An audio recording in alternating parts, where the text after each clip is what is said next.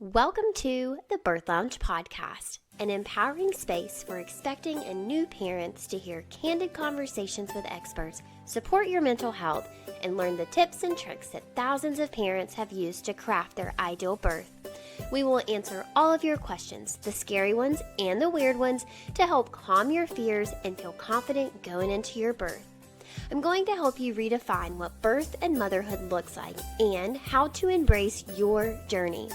I've intentionally crafted a list of experts to help you navigate pregnancy, explore your birth options, and plan for postpartum so that it can be a time of soaking in your tiny human. We're going to go there on all the hard topics so that you can dive deep into finding your confidence and freeing yourself from fears around birth. With over 10 years of experience in family education and a master's degree in human development and family studies, I created this podcast as a way to share the resources parents need to make educated and informed decisions about their care in pregnancy and childbirth. This is a birth community driven by evidence-based information and research in hopes to help you explore your options, understand your rights, and know what choices you have along the way when it comes to birth and beyond. I'm your host, HeHe. Now let's get to the good stuff. Hello, have you heard about my completely free class that teaches you 6 evidence-based ways to avoid a C-section and reduce your tearing in labor by up to 50%? And remember, I mentioned it was completely free. This class is going to teach you how to advocate for your preferences in the birth room so that you can have a birth that's filled with joy and not birth trauma. Advocating for yourself starts with being empowered with the right information so that you can ask the right questions and confidently make decisions during labor based on what feels good to you and your baby. But here's the thing. The U.S. has one of the highest C-section rates in the world, and it is ever climbing year after year. And it's not because the system is broken, albeit it is, but it's really because women don't have the tools to navigate that broken system. We may not be able to change the system before you have your baby, but what we can do is change how you operate within that system. Change the conversations that you're having with your providers. Change the places that you are getting your information to help you have informed conversation with your doctor before you have your baby.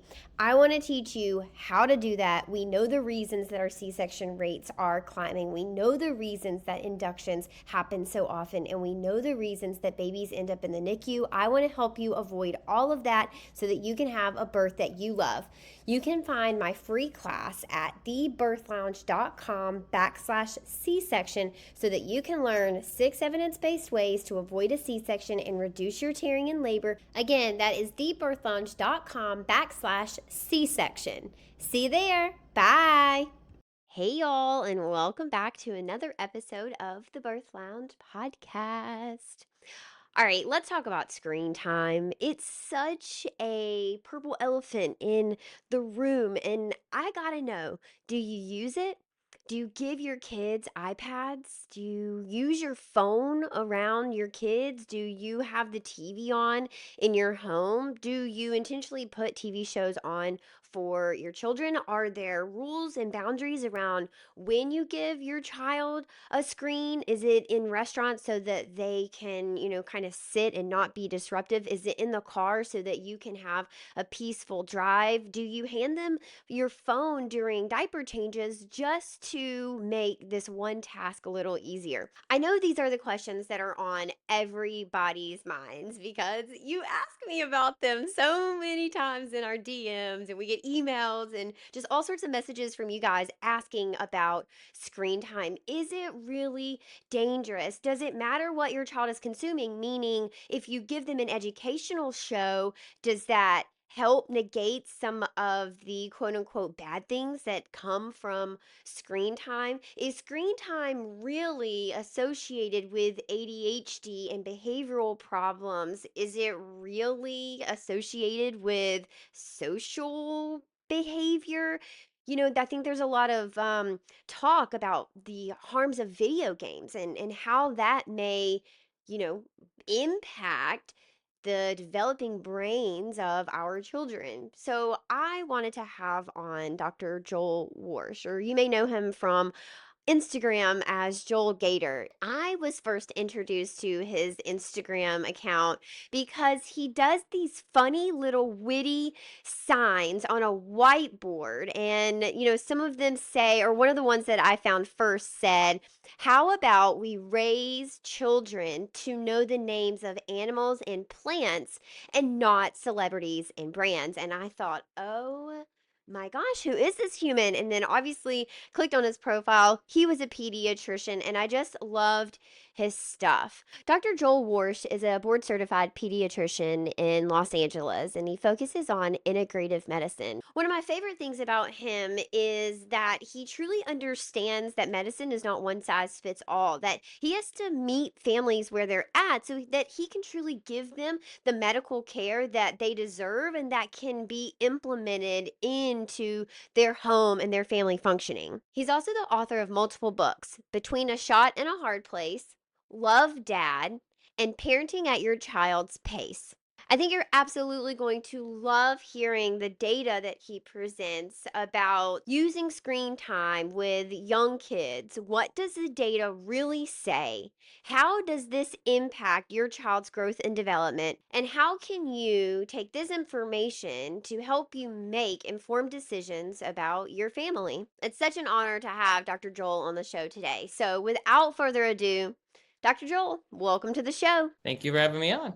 Thank you for being here. I'm so excited to have you on. And this is a topic that I think is on everybody's mind. We are in the society where technology is now so entwined in our lives, and it has become so easy to stick a screen in front of our children. And it is a babysitter, and it is a tantrum stopper, and it is a way for us to get a few minutes to just breathe as parents. But what we have learned in the last little bit is that there are actually big health risks to having screen times with our small children. There are a lot of things that we should be aware of if we want to incorporate screens into our family time. One of my favorite posts from you on Instagram, you're holding a whiteboard and it says, let's raise children that can name plants and animals and not celebrities and brands. And that was the post for me where I thought, okay,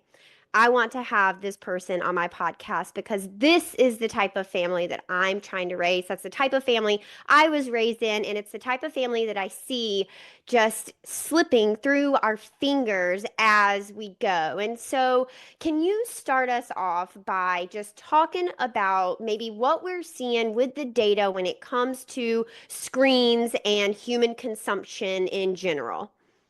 Yeah, it's a great question and it's a great topic. And I'm really excited to talk about this a little bit more. The last year or so, especially with Jonathan Haidt's book, I think screen time has really become one of the major conversations, which I think is really good. I think we need to have it because when we grew up, this wasn't a big issue. I mean, we watched a little bit of TV here or there, but it wasn't like it is now. And so we are living in a little bit of a different world, and we don't really have long-term data on these screens. We don't really know exactly what they're doing to us. And so I do think it's a great time to really step back and start to be a little bit more mindful about what we're doing and think about how screens are affecting our kids. Because, I'm not a firm believer in an all or none type of paradigm. I don't think that screens are inherently like the boogeyman or horrible, or if you watch 5 minutes of TV, it's going to be the end of the world. It's going to turn their brain to mush. And I do get, I do get that question a lot. I mean, I had to put that in my first book, Parenting Your Child's Pace. We talked about screen times because I thought that,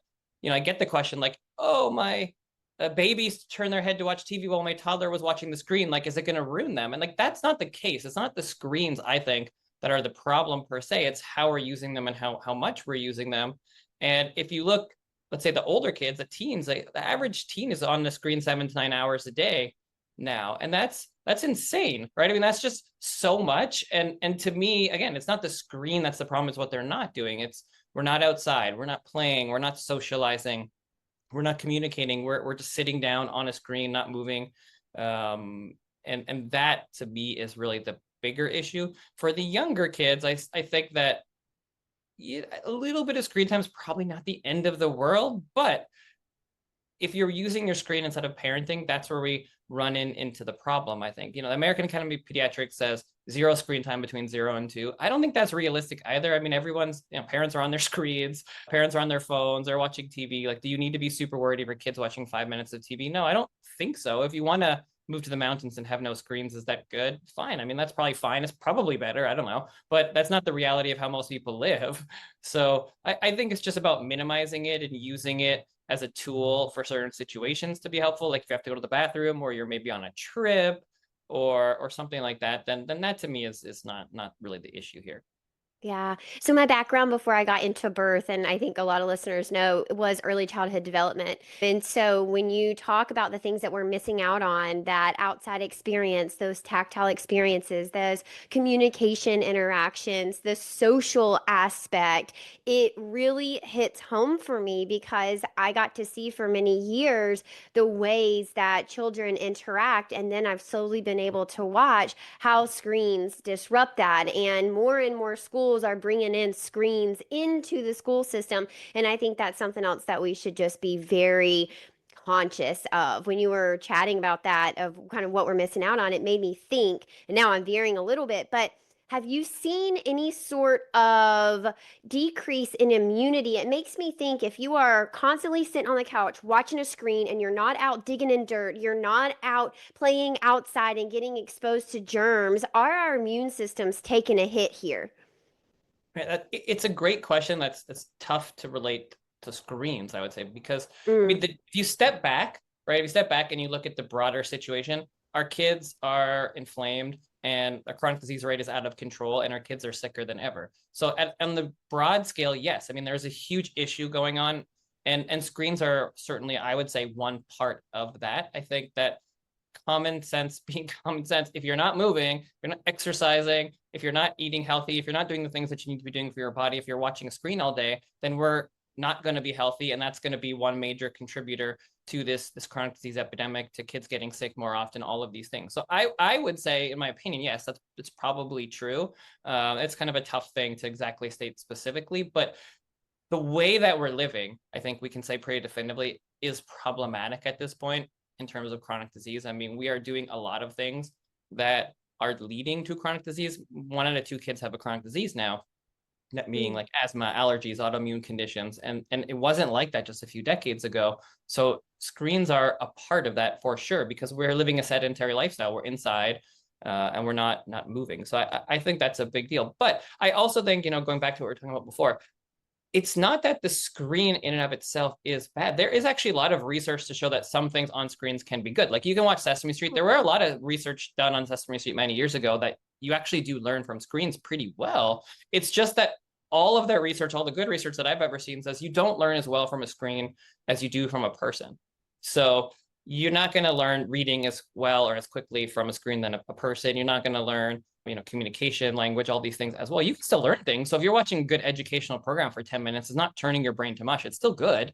It's just that it's not as good. So if you're trying to teach your kid to read on a screen, that's not the same thing as learning from a good teacher or an educator. So I think that those are just things that we need to keep in mind as we're moving forward and balancing between the two, because we do live in a world with screens. It's probably not going anywhere. So I think we need to acknowledge the reality of the world and kind of shape it to be the best for our kids. And so denying them the access to screens or not using any screens is probably not realistic for most people that live in Western society. But I think if we're understanding of it and we're mindful of it, and we don't use it as a crutch all day to plop in front of the TV for 2 hours, and we realize that if it's starting to get longer and longer, kids are getting fussy, then we need to do something different.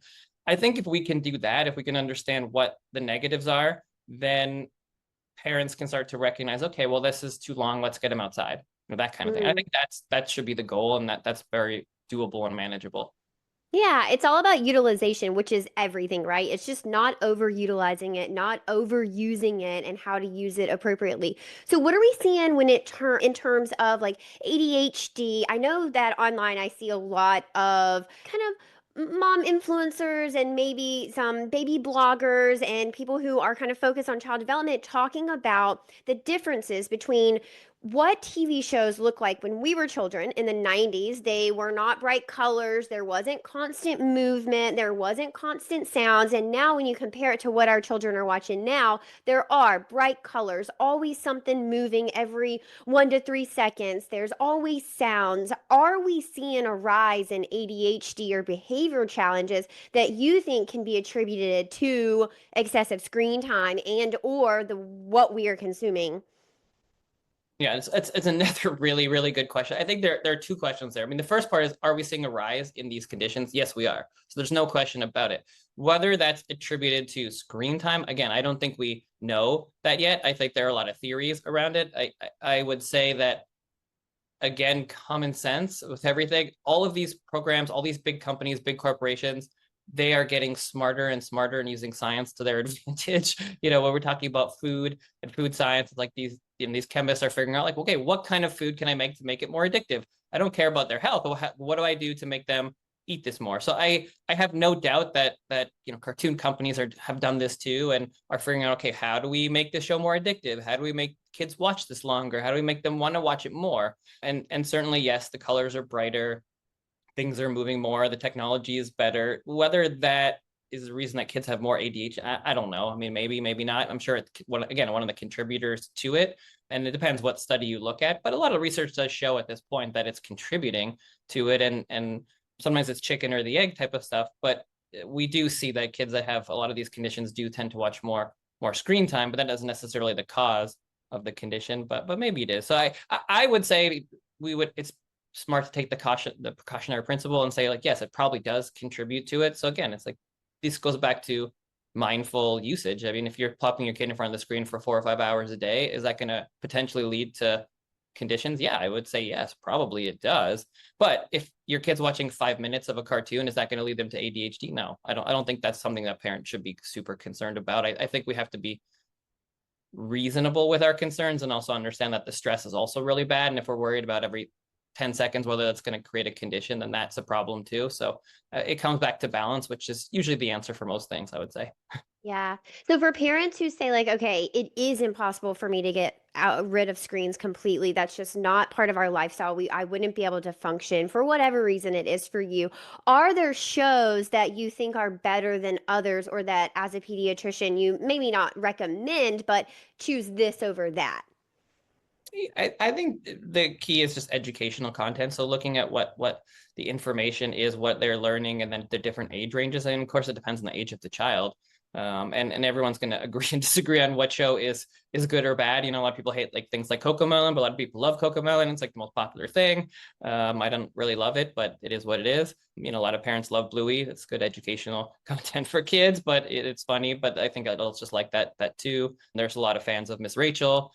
She does some educational content. Obviously, Sesame Street is good. I would say if anything that has research, Sesame Street has the most research, so that's generally a good option. And then there are a lot of like apps and shows, and like there's like number blocks and letter blocks and things that do have some learning. So I think if it's educational, then that's going to give you at least a leg up. And whichever one you like, I think that's fine and reasonable. Yeah. I am interested to hear you say that, with families that consume kind of more processed foods, or the I don't know, the foods that are, I hesitate to say bad for you, quote unquote, but aren't whole foods, also trend higher in consumption of screen times. Tell us about that. Yeah, I think it runs together. I mean, one of the biggest frustrations for me with the chronic disease epidemic is that we don't exactly know what's going on. We're not focused on it. I mean, it's really sad that we have this trend and it doesn't seem like we're talking about it enough. We're just like, oh, it's just happening. And we really do need to sit down, have major studies, major discussion, and come like, here are the top 10 things that are contributing to chronic disease. Here's what we can do. And I, from my experience, from what I've seen, from the people I talk to, I think also common sense, these things all run together. Eating not the best, watching more TV, not getting enough exercise, like these things all go together. And so that's why I think it's very hard to blame screen time just right? Because it's not just the screen time, it's that you're not moving, right? And if you're not moving, maybe you're not eating as healthy as well. So I think all of these things go together, and that's when it comes back to the general sense of like lifestyle. And I think we have a lifestyle problem in North America, especially. And we have to start peeling that back and start to decrease our screen time a little bit, eat a little bit healthier, move a little bit more, get outside a little bit more. One piece is not the answer. Every little bit helps. And for a parent who wants to start somewhere, maybe my kids are watching TV for 3 hours. I want to cut it down to 2 hours. Like each little thing helps. So yes, it moves you in the right direction, but it's starting to learn about all these different pieces and moving forward. That's what I think gets you to a healthier place. But it's one thing at a time. And it doesn't have to be 3 hours to zero. It can be 3 hours to 2 hours and 45 minutes. I mean, every little bit helps. Yeah, I love that. Baby steps, that's such a big pillar in this community is do what you can, when you can, how you can, and I promise you that the small changes will add up to be a big lifestyle shift for you. So the things that you were just mentioning, not moving your body and not eating the best and kind of being sedentary. These are all things that in my brain I thought obesity. Are we seeing the same trends in our children because of this lifestyle? Oh, definitely. I mean, obesity rates are skyrocketing almost In everywhere. children. In children, yeah. I mean, for sure. I Wow. mean, some so when we were born, like 80s, 70s, 90s in that range, like almost zero states had a 20% obesity rate. Now every state has a 20% obesity rate. Half of kids are overweight or obese. I mean, it's absurd where we are with these numbers, and it keeps getting worse. More than that in adults. I mean, we have a major problem with our health, and we certainly have a major problem with our food and how we're eating and how we're living. And when you hear it talked about, it's like, oh, it's just genetics. Oh, it's just happening. That's just not true. We didn't have this just a couple of decades ago. It is what we're doing. And that's a terrible thing, but it's also a good thing because it means we can change it and we can start to move the pendulum back in the other direction. We can do things differently. And it's very complicated, but it's not that complicated. I mean, there's bigger things that have to be dealt with, but from an individual level, you can certainly be more mindful, start reading labels, purchasing more whole foods, moving a little bit more. I mean, yes, we're all busy and things can cost more money. I get it. But if it's something that you prioritize, then you can certainly prioritize it. It doesn't have to be more expensive. You can read, 2 bags of chips and pick the one with healthier ingredients. It doesn't have to be more expensive. And there are many ways to do things that are not more expensive. And, exercising doesn't cost anything if you just want to go for walks or things like that. And again, yes, I get we're busy, but if we prioritize moving, then we can do it. And we just have to do that. We don't prioritize our health anymore. It just stopped.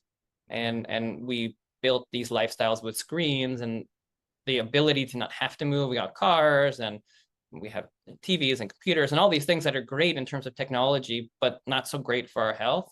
And we were marketed to with fancy boxes and cartoons and all sorts of things that we never were conscious of. And it didn't matter that much. I mean, it mattered, but like it didn't matter as much maybe 30 years ago because people were just generally healthier so they can handle it.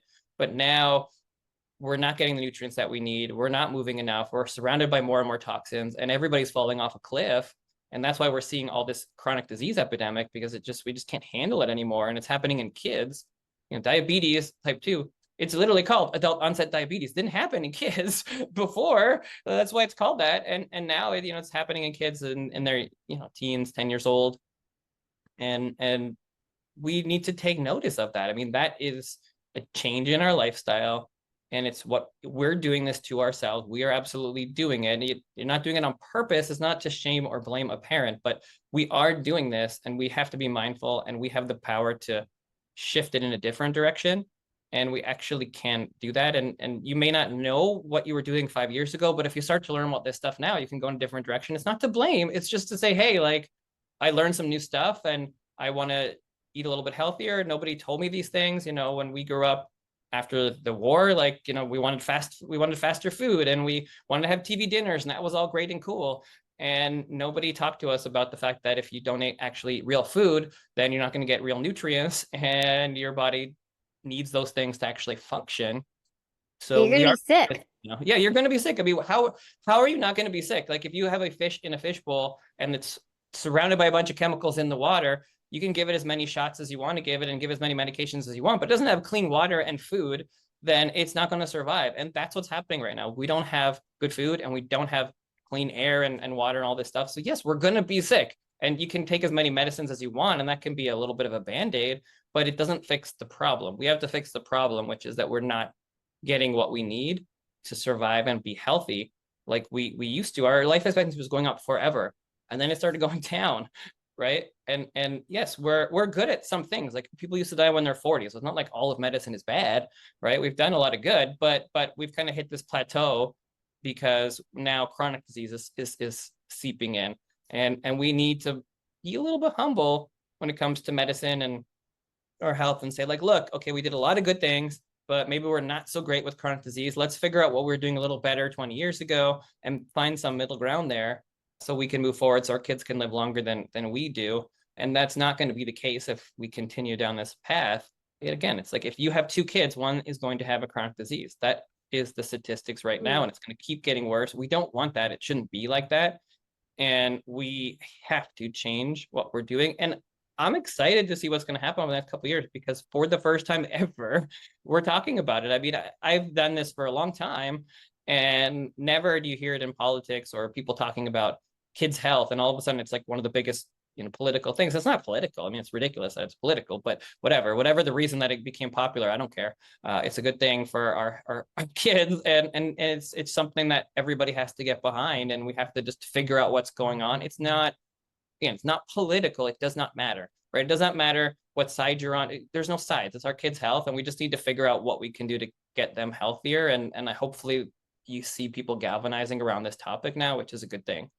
Yeah. I often say that birth is bipartisan, meaning no matter where you fall on the political spectrum, you should care about birth. You should care that women are not mistreated and abused in birth. You should care that babies and their moms are not separated at birth. You should care that women are in charge of their healthcare decisions. You should care about that no matter where you fall on the spectrum. And I think that our health and our family health is the same thing, that no matter where you fall on the spectrum, this should be important to you. So you mentioned kind of that plateau of medicine's done a lot of really good, but now we're finding out that maybe we haven't done as much good, or we're not managing chronic illness as well as we could. Do you think over medicalization is partly responsible for that? Yeah, I mean, definitely. I believe that medicine has no humility at this point. I mean, it's just kind of, we know everything and this is the way to do it, and we need a pill for everything. And that comes back to a little bit what we talked about before, which is the companies, the big corporations know what they're doing. They have their tentacles in everything, and they have really made us think that we need a medicine for everything, a pill for everything, a vaccine for everything. And that's just not the case. It's not that medicine is bad. It's not that pharmaceuticals are bad. I mean, you can take a pill for your pneumonia, antibiotic, and live, go back to, drinking coffee 2 days later as opposed to dying 30 years ago. So that's a good thing, right? Like, not all medicine is bad. We have cures for cancer, we have MRIs. Like, there are a lot of good stuff that we've created, but that is not the first solution where it has become the first solution. It's like, oh, my kid's a little bit hyper. Okay, ADHD, here's a medicine. Oh, my ears hurt. All right, here's an antibiotic for your ear infection. We have moved to this pill for everything mentality as opposed to thinking about root cause. And it's a big problem. And there is and has been so much censorship over the last 5 years to 10 years. And that is a huge problem, because we have to be able to talk about everything. We have to be able to talk about all the topics, everything in health. We cannot have this censorship model that stops people from discussing concerns, because that's how we keep a balance. And especially when it comes to things like, vaccines and other things like that, there's just a lot of censorship around it. And that, I mean, I just wrote a vaccine book. It's coming out next year in May. It's called Between the Shot and the Hard Place. And I never talked about vaccines for years as a pediatrician, because it was too scary. Like, I mean, it was impossible to talk about it. Everyone fights about it all the time. You mention anything online, it's just a nutty topic. And I got to the point now where I'm just like, you know what? Like, that's it. Like, we have to talk about it. It's not about anti-vax or pro-vax. It's not about anything. It's about kids and health. And there's a lot of information out there. It's very confusing. A lot of the data is cherry-picked. A lot of what you see is very like you look at like hepatitis B from one book versus another book, and it's like two different products. You're like, I don't do I do this? Do I not do it? What do I do? And there's just a lot of cherry picked information. So I really feel like it's now this. I really feel like now is the time to discuss this and to have conversations and to be humble that we need to look at everything and decide, okay, what do we need to research more? What do we need to think about more? What do we need to do more of? Do we need to get rid of some? Do we need to have more? I don't know. There's so much that we need to talk about, and for years we just couldn't talk about it. And then we had COVID pandemic, and stuff that was true got censored, and it's like we can't have that. We can't have discussion censored. We need to have more debate so that way the best information can get out there, and that way I'm fine to be proven wrong. That's fine. If I say something and someone else has Totally. information, then I will change what I'm saying. But if we can't actually have a discussion about it, then you can't learn. If someone says, no, no, no, this is what it is, that's the science, it's settled. Well, that's not actually science. Like that's not how it works. All of the great discoveries were people that went against what the science said, and then they were like, oh, 20 years later, well, actually, this is right. The world's not flat. Like, you need people like that to come out, and maybe you're wrong. Maybe what you're saying is ridiculous, and let people prove that it's ridiculous. That's fine. But I hope that we're moving there, and it seems like we are moving there because there's so much that I've discovered through like really diving into the literature of things that I never learned when I was in residency or med school that are, it's just ridiculous that we don't talk about this. It's really pretty crazy. Yeah, without informed discussion, there will never be informed consent. And for me, that's one of my biggest drivers in everything that I do is just helping parents get the information that makes them feel informed and confident so that they can truly be the decision makers for their families. So, Mhm. how would a parent maybe pick up on the signs and symptoms? What would their child be displaying as signs and symptoms if they were becoming overly dependent on screens? See, again, depending on the age, but with the younger kids, I would say they're just starting to become really fussy. So you're seeing them watch screens. It's been, I don't know, half an hour, and now they're fidgeting and moving around. I think that's a good sign that they've been watching for too long. Behavior changes, so they're not acting themselves, they're acting out more, they're not listening. Certainly, when you're watching more and more screens, it kind of saps their brain a little bit, and so they're just acting differently throughout the day. So I think those are the first things you see with younger kids. With older kids, I mean, sometimes it's again mood, behavior changes, so acting differently, frustrated, angry, more upset at things, like they're just acting differently with their mood is a lot of times what you'll see first. Yeah, kind of similar to true addiction, just the emotional turmoil and upset and, not being capable of kind of regulating your emotions. Yeah, a lot of families that I hear that do detoxes, it usually stems out of the fact that their kids start watching screens, it gets more and more, and then when they want to turn it off, their kids get really angry and upset, or this starts becoming a war. And then the parents are like, all right, enough is enough, you're watching too much TV, we're gonna like no more TV for 2 weeks, right? Or whatever. Like that seems to be the common story, because I feel like as they get to watch more and more, it kind of changes their mood or attitude, and they just start to become very dependent on it, and then you want to take it away, turn off their bluey or whatever, and like, no, don't turn it off, I want to watch another episode. And you're like, okay, this is beyond, this is a little bit much. And then you have a demon child running Yeah. around your house.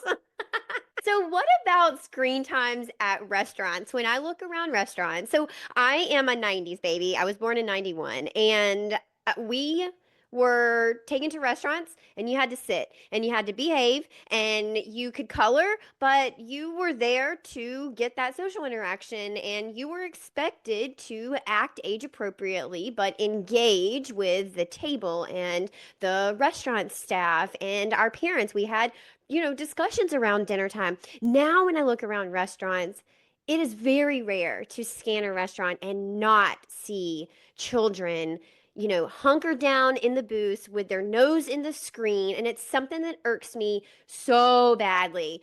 Tell us what your opinion is about that, and just where do you think we're headed if we don't nip that in the bud? And how can parents keep their children a little bit more engaged on an age appropriate scale when they're out in public?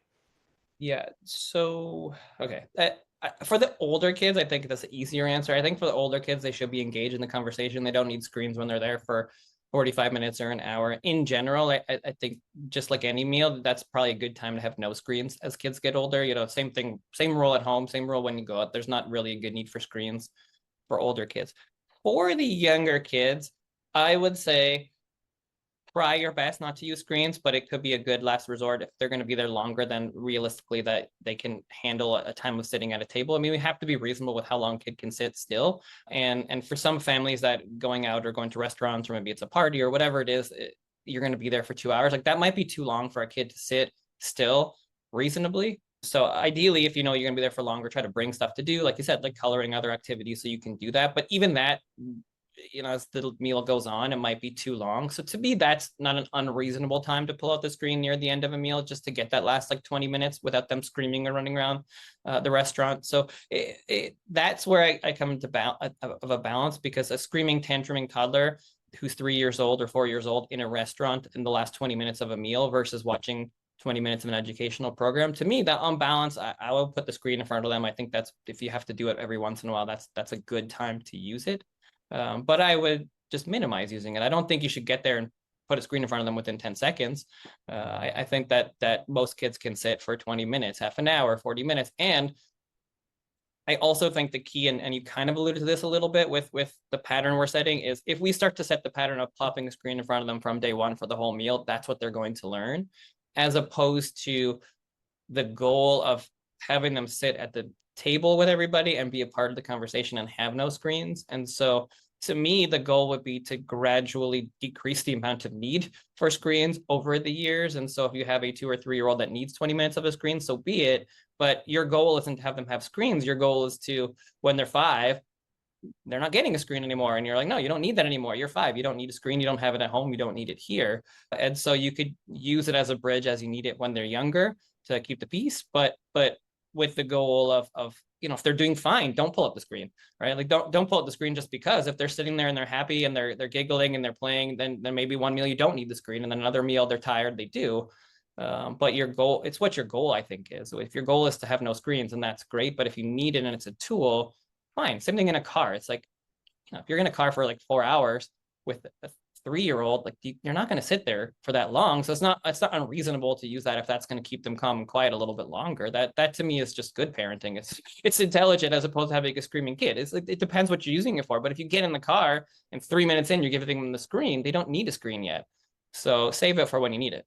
Yeah, there's an intersection here of balance and mental health and just like being able to make it with young children in your life. Okay, what about video games? I know this is kind of for older children, but what's the data say about video games? And is there a difference between maybe the types of video games? Are we seeing worse outcomes with combative shooting games versus something that is intellectual? Or what do we know about video games in general? Yeah, it's another interesting topic that has very mixed reviews, because again, there's a lot of research on some video games that it's actually pretty good for your hand-eye coordination. A lot of the best like pilots and other some jobs, like they're amazing video gamers. So there is some good data that video gaming can be good for your hand-eye coordination for learning. Again, depends what you're doing, what you're watching. I don't think there's any research show that video games when you're young is good. I don't think that you really need to give kids video games in general, because again, it's a time suck. You're playing it for a long time. But if you play, if you get in an arcade for 5 minutes and you play a video game, is that a bad? I don't know. We all did, right? We play games too. So I don't think that in and of itself is the problem. I think it's, you probably don't want to give your young kids video games. They don't really need it. They don't even know what it is. As they get older, just minimizing the time. You don't want them on screens for 15 hours a day. Some of these games can really suck you in, and you're playing for hours and hours and hours, and again, you're not outside, you're not moving, and that's the problem. So I believe that the research is overlapping in terms of the data, that if you're on it for a long period of time, then that's a problem. The shooting games, it's very interesting research. I've seen some things that say that it promotes violence, other things that say that it doesn't. So I don't think we need to be extraordinarily concerned about it, but certainly if you're giving it to younger kids, it's probably not appropriate so much to have a ton of shooting games when you're 5. But I don't think the research is very definitive that kids, like, I think the concern of some parents, like, oh, if I give my kid a shooting game, they're gonna get a gun and shoot people or something like that, and that's not been proven at all. Okay. So I think that is not a major concern, but I think violence is still not ideal to be having too much of it to our kids too soon. So it depends on what kind of games they're playing. But there's a lot of old. I see a lot of parents, and I kind of like this. Like they're giving their kids the old games first. So like the really really old, like Nintendos and Segas and whatever, where it's like a little bit lower quality and a little bit slower. And there are a lot of good educational games out there. Again, it's not that all games are bad. I mean, you can learn math. You can, you get some hand-eye coordination. Not all of it is terrible. So, and we played games. All of us played games when we were younger, and we turned out okay for the most part. So I don't think that we need to be so scared of this stuff. I just think we need to be mindful. And the other big thing we haven't really talked about, but I do think is really important that we're mindful of over the next decade is the Wi-Fi, the EMF, all of this stuff coming out there. Technology is getting stronger and stronger. We're getting more signals coming through our body, and us. We're going to get into technology that's wearable, and Apple glasses and Google glasses and 3D and AI and all this stuff. I think that is something we do need to be mindful of, and we should, again, with the precautionary principle, be very nervous, I would say, about how much radiation and the signals that we're giving our kids as we go, because it just keeps getting stronger and stronger and more powerful and more powerful. And I don't see how this stuff couldn't affect us at least a little bit. Probably at this point, it still doesn't affect us that much, but maybe for some sensitive people, it does affect them. But that's not to say that, if you're wearing ear pods in your ears every day for the next 10 years, that's not going to increase your risk of brain cancer or something like that. Like that those are just things that we just don't know yet. But common sense being common, if you're getting a bunch of signals going through you over time, that can affect your cells, it could affect your DNA, and nobody can say that it doesn't, because you need 10, 20 years of data. And we've had cell phones for like 20 years, right? So how do we know what that does for us for 40 years? And how do we know that and the cell phones and the technology we had 20 years ago are very different than what we have now. We have much stronger signals, much more powerful. And so, let's say we talk about like 4G or 5G, like how does that affect you if it's near you for the next 10 years? Like we just don't know, right? And as things get stronger, I would say that the risk is higher. Like that's just how everything works. So we just need to be mindful. And so I think that using the kind of older technology is a little bit safer, especially when you're talking about younger kids, and things that are wired are probably less likely to cause any sort of potential damage. That's not to say that it does, we just don't know. But I would be very wary about kids wearing a bunch of stuff every day, playing video games for 10 hours. Like I foresee, I mean, it's probably there a little bit now, but like, you're going to have these glasses or whatever, and kids are going to be playing video games online. And if they're playing for 10 hours a day and they're wearing something over their head that is on Bluetooth, and they're getting signals coming back and forth that are super powerful, and they're doing that for 10 hours a day for 5 years, I would be worried that could be causing some problems.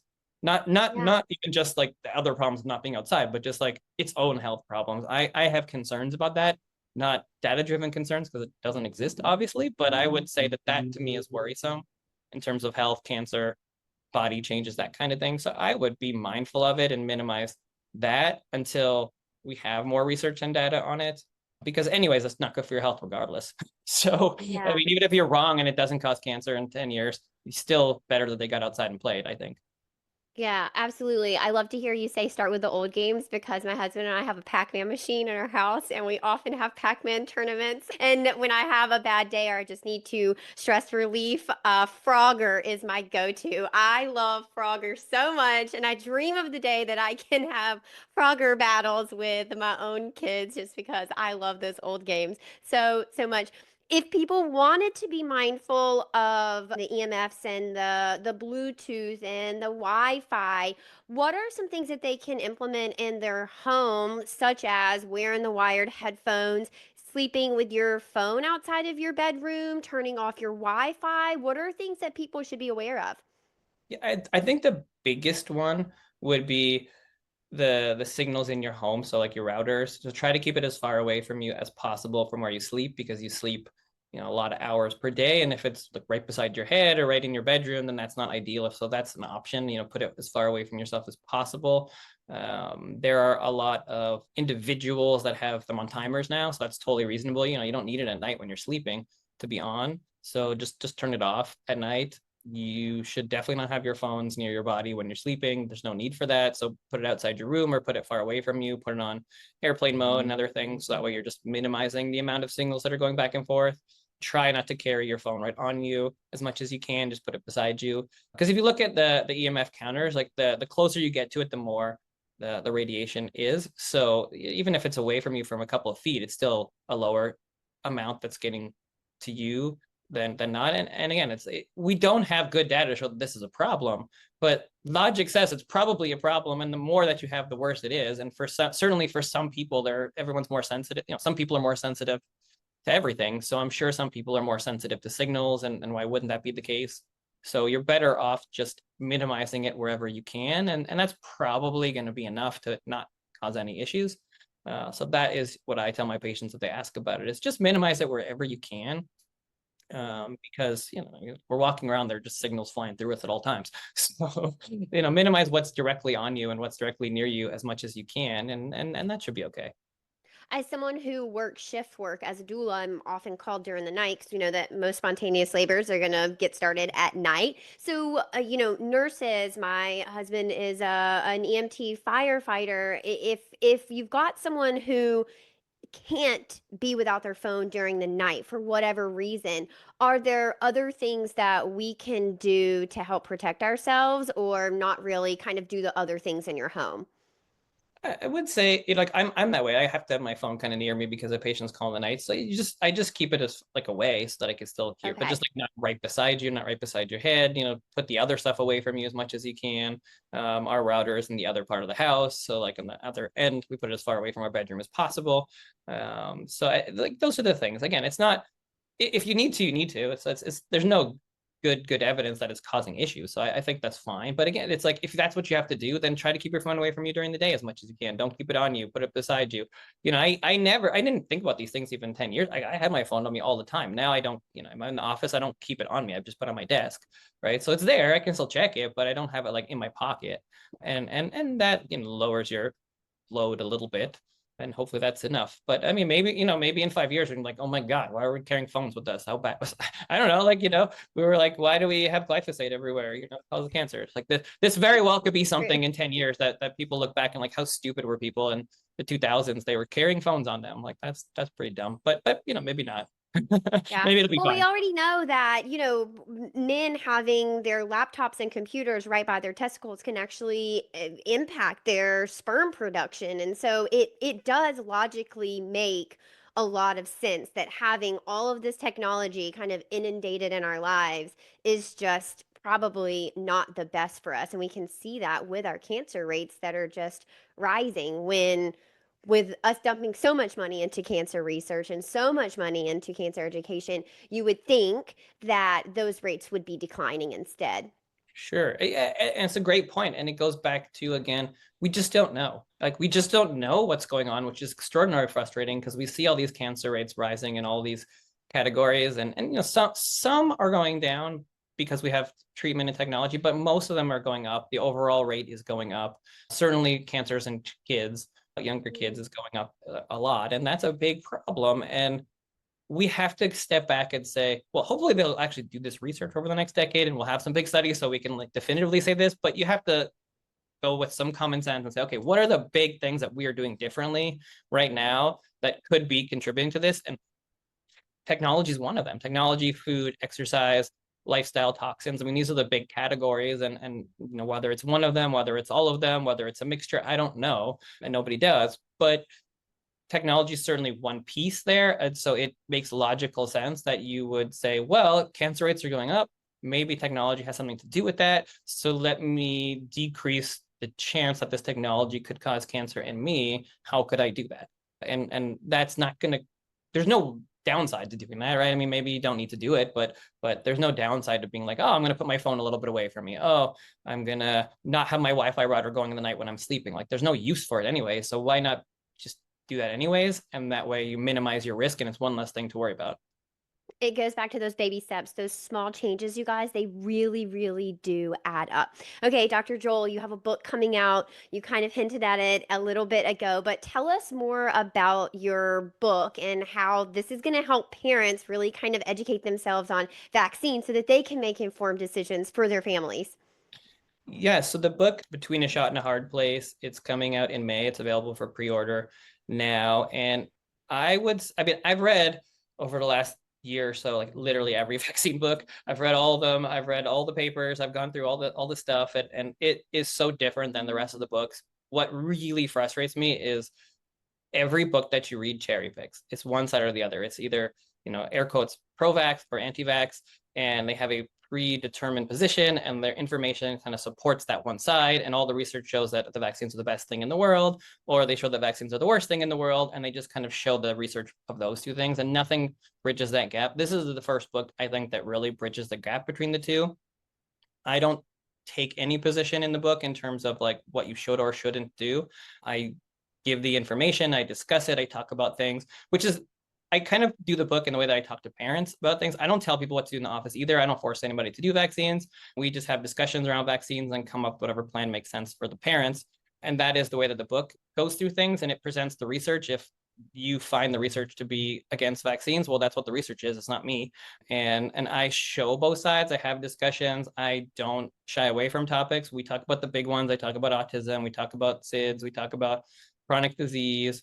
I go through all of that. I go through the history. I go through each vaccine, talk about the big controversies, and kind of lay out the information that's out there and talk about both sides. And, there's never been a book where RFK is right beside Paul Offit, or, Peter Hotez is right beside Wakefield. But like we talk about all that stuff, and they're in the same paragraphs. And so I think people need to see both and kind of get a sense of what everybody is saying, so they can figure out what questions they want to ask, figure out where we need to go, and figure out what discussions need to be had, because there is a lot. I mean, especially with autism. I mean, that just blew my mind, the research around autism, because I have always thought that the research is settled. Like, that's what you hear, science is settled. And, that's what we were trained in medicine. Like, vaccines don't cause autism.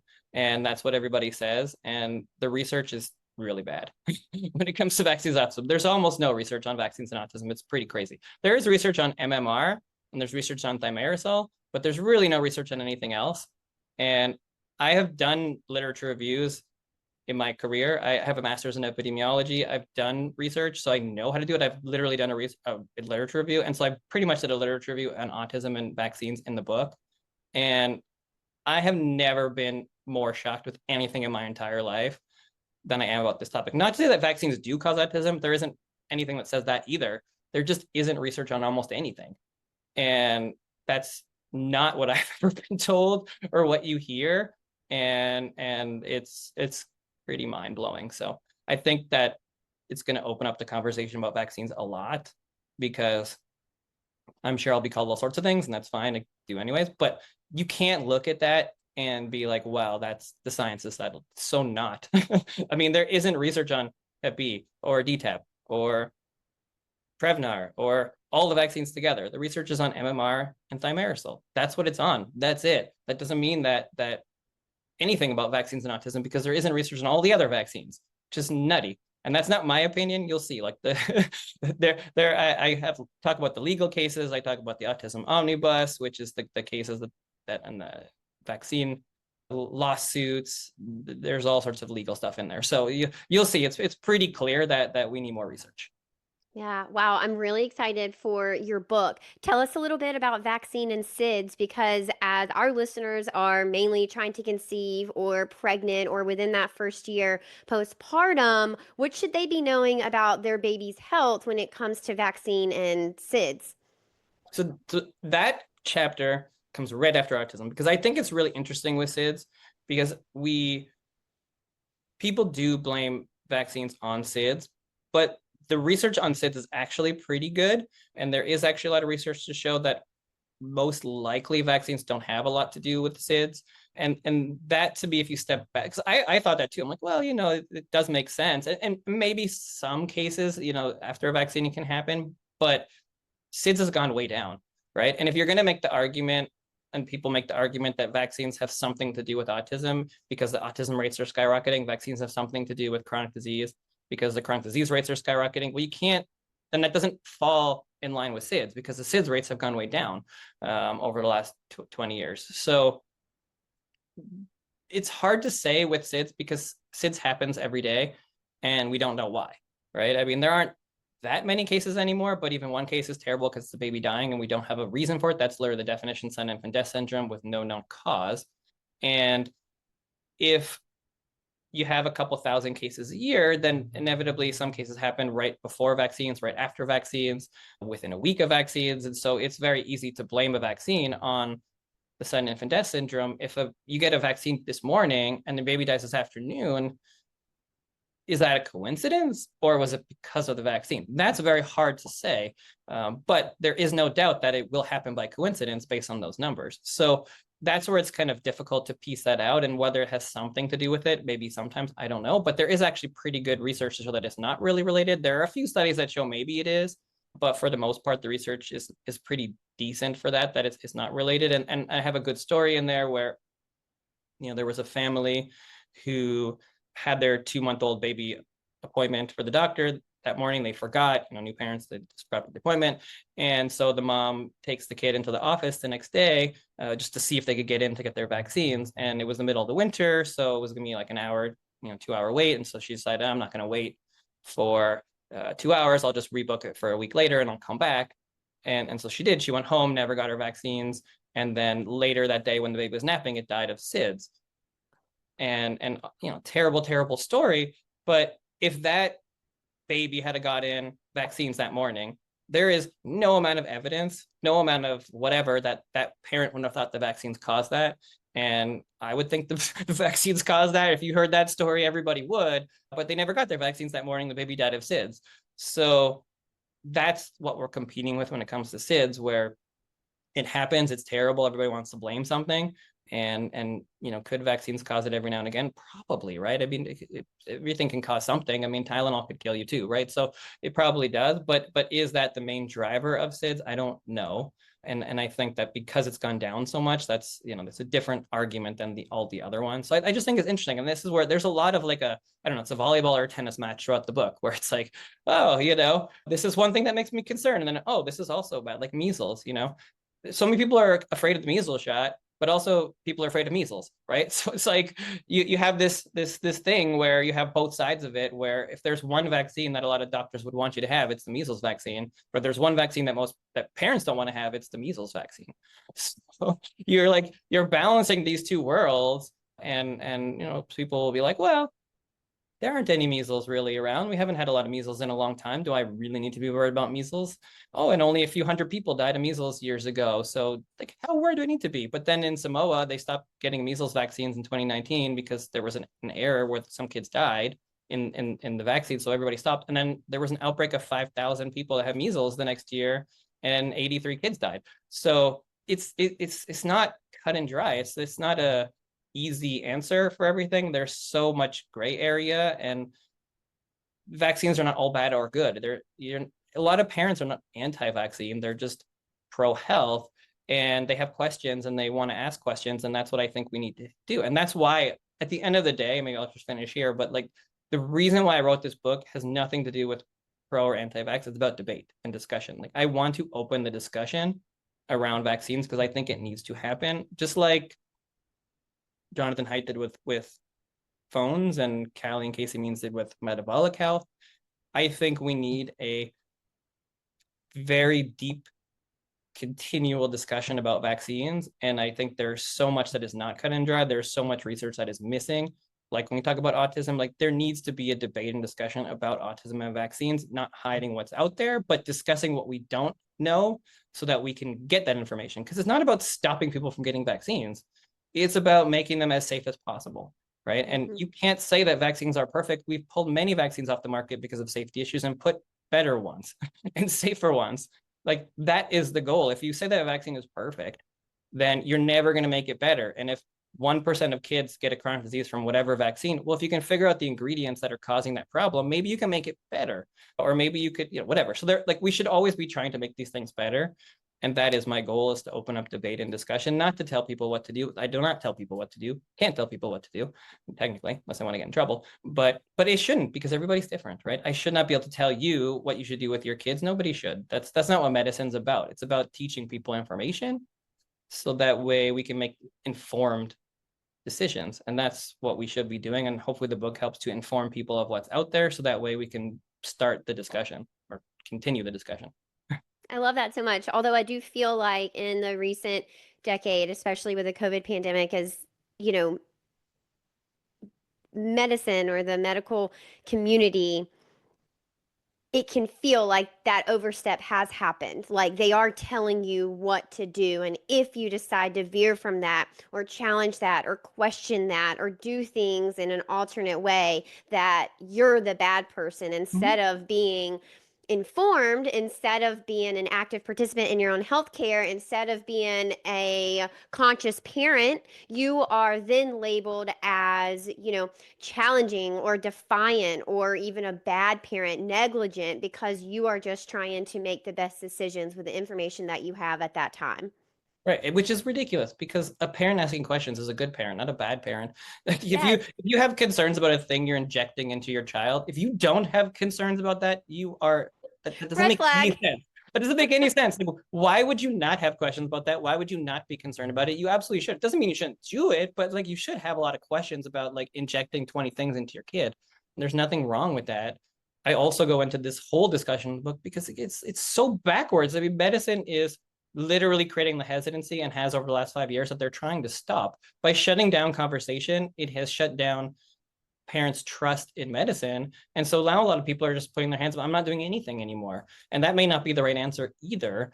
So that's what we're seeing. I mean, trust in medicine went from, in 2020, like 70% about the studies, to like now it's like 30-40%. Wow. Exemptions are at the highest they've ever been. People that are not getting vaccines are the highest they've ever been. So everything's going in the opposite direction that medicine wants. And that is because they're shutting down the conversation and censoring it, instead of having open discussions and debates, because people don't trust anyone anymore, because they shouldn't, because they saw what happened during COVID, and they saw that medicine shut down conversation around reasonable things. And why would they trust anything else after that? And when you say something is safe that can't be proven to be safe, then it makes no sense. Like I think they lost the public when they said it was safe and effective. When you have a new vaccine you can't prove is safe, you can say the known benefits appear to outweigh the known risks in the short term, so therefore we recommend this for you based on what we know. That's a reasonable conclusion based on the data. You can't say that it's safe. You don't know you're not going to grow a third arm in 10 years because it hasn't been around for 10 years. So you just can't say that. You could just say that we know, this is what we know. We don't know anything else. Here's why we recommend it. Here's the research that we have. But it's like this establishment doesn't want to be honest anymore, and just do it because we say so. And that is not going to work anymore. And it's why this whole thing has blown up, and why people are so frustrated in talking about it more now. And that's why I feel comfortable doing this, because I think people want to talk about it, because it's so obviously stupid to talk like that and to say those things, because you don't have to be educated in vaccines or science to know that that's not true. And so you need to have a discussion that is truthful with people, so that way they can feel comfortable doing the thing that the doctor recommends, as opposed to doing because the doctor says, I said so. It's not going to work anymore, because we have social media and information, and people are discussing it, and you hear all sorts of crazy things and scary things, and you're like, oh, I heard my friend's kid died from this vaccine. I don't want to do that vaccine. You have to have the research and the data to show both sides to be able to make a decision. Otherwise, you're just not going to do it. And if you go and say, no, just do it, you do all this, get the vaccines, or I'm kicking on my practice, you're not going to do any of it unless you have a discussion. And most people in my practice that are hesitant, they still do it. They might go on a slow schedule or something, but they still do the vaccines. They just want to talk about it. They want to know that you're open to discussing it, open to, if something goes awry, then you might not push them to do more. Like, those are the things that parents want, I think. So I do believe that it's time to have discussion, and people are ready. Yeah, we absolutely do want to have those discussions. What do you think the motivation is behind the medical community just really digging in their heels and taking that because I said so approach? Is that what you're taught in medical school? Does it really all come down to the dollar? Is it a big collusion between big pharma, big food, big medicine? What do you think the drive is there? I don't. I don't think it's financially motivated from the doctor's perspective. I think doctors believe in vaccines and they have been taught that vaccines work and are effective, and they just have seen some of the bad diseases that these vaccines prevent, and they don't want their patients to get sick with those things, so they want you to do it. But I believe that my way or the highway kind of mentality has come from the fact that doctors don't have time anymore. So it's just like it's longer and more difficult to have discussions around all this stuff. It's easier just to do it. And so I think there's just been this push kind of to be like, it's not worth dealing with this anymore. These crazy anti-vaxxers, if you're going to be that way, then I don't even want to deal with you. Go somewhere else. I think that's what's going on. It's not like there are certainly financial motivations from like pharma and, big corporations and that kind of stuff. It's a bigger topic. But from a doctor's perspective, they just believe in vaccines. They haven't been shown the other side. I went through it, right? I went to a really, really good program. You are not taught about vaccine safety. You're taught about what the vaccines Wow. are, and you just do them. Well, why, if you're not thinking about it, why are you thinking about it? Like, you're just like, here's the schedule, here's what you do, and then, oh, all these other people are crazy. I think if people are presented with the research, some eyes will be opened. I i had no idea what the research was, and I'm pretty educated. I'm an integrative doctor and I'm an integrative practice, and it took me like really sitting down and going through it to have a sense of what's actually the landscape when it comes to vaccines. I don't think most people know, and it's going to be interesting. Yeah, People that don't is tell going me to those be sorts of interesting. things unless they read it, and at least they look into it, and then they're going to be like, interesting. That's what Hmm. I think is going to happen. I think the regular, parents are going to be like, this is interesting, but I think from a medical standpoint, people are going to be really against it, unless they actually read it themselves, and then they're going to be like, interesting. But I hope that because of everything with COVID, a lot more people are open to a little bit more information, and they can go look it up themselves. They can go read it themselves. And if they do, then especially with autism, people are gonna be really surprised because I was. Yeah, I'm really, really excited for your book. Okay, this screen time discussion was put up by our community, and I asked them what kind of questions that they wanted me to ask you. And the number one question that I got, and we'll end here, is if I don't do screen times, what do I do with my child? So, what are some of your favorite as a pediatrician non-screen time activities to keep your child engaged throughout the day so that hopefully you can utilize screen times as little as possible? Back to basics. I mean, there weren't any screens before there were screens, so there are plenty of things to do. I mean, get outside, it would be the big key, right? Get outside, get them playing, toys for outside, running around. You don't even need go to the forest, run around, climb. That would be the number one thing. A kid's got to be outside every day as much as you can for as many hours as you can. Obviously with weather conditions and whatnot, but I think being outside is very, very key for our health and getting vitamin D. So that is the big one. And then, all sorts of activity. It depends on the age, obviously, but there are many, many, many, many activities that you can get, many, many fun toys, blocks, all the sort of stuff that everybody always used to do, and they don't do as much of anymore. And now we have an internet, so it's pretty simple to Google toys, inside and outside toys, and find all sorts of activities to do. But sometimes it does involve a little planning, and maybe that involves like, you want an activity book that has one thing to do per day, or preschool or kindergarten programs. I mean, there are all sorts of great stuff out there if you need more activities. But simply put, just go outside and play. Go to the playground, go to places where you can climb around, and do that every single day. And that's what kids really, really, really need. I love that so much. Dr. Joel, thank you so much for being here with us. You are the pediatrician that I think so many of us wish that we had. You're having the discussions that so many of us wish that we were afforded, and you're bringing us the data that so many of us wish that we had access to. So, Dr. Joel, if people were interested in connecting with you after this episode, where can they find you? The best places to go would be Instagram at DrJoelGator, or X, same thing, at DrJoelGator, or you can go to the book website, theshotbook.com. So the shot, SHOT, book.com. And that has links to my community, the book to pre-order, or you can go to Amazon, of course, to pre-order the book. Amazing. All right, you guys, I will see you in the next episode. Be sure to follow Dr. Joel on social media, and you can find me at Tranquility by HeHe and the.birth.lounge. Until next time, head to your app store and download the Birth Lounge app for evidence-based childbirth education and data-driven postpartum support delivered straight to your phone. Bye. Thank you so much for tuning in today. I truly do value this community and I love hanging out with you. You deserve to have a birth that you love with a provider that values your autonomy and respects informed consent. It's an honor to be your go-to gal when it comes to preparing for your baby. If you found today's episode helpful, share it with a friend. Share it with someone who could use evidence-based information to help them have an informed and confident birth. I'd love to hear what you have to say and read your sweet words.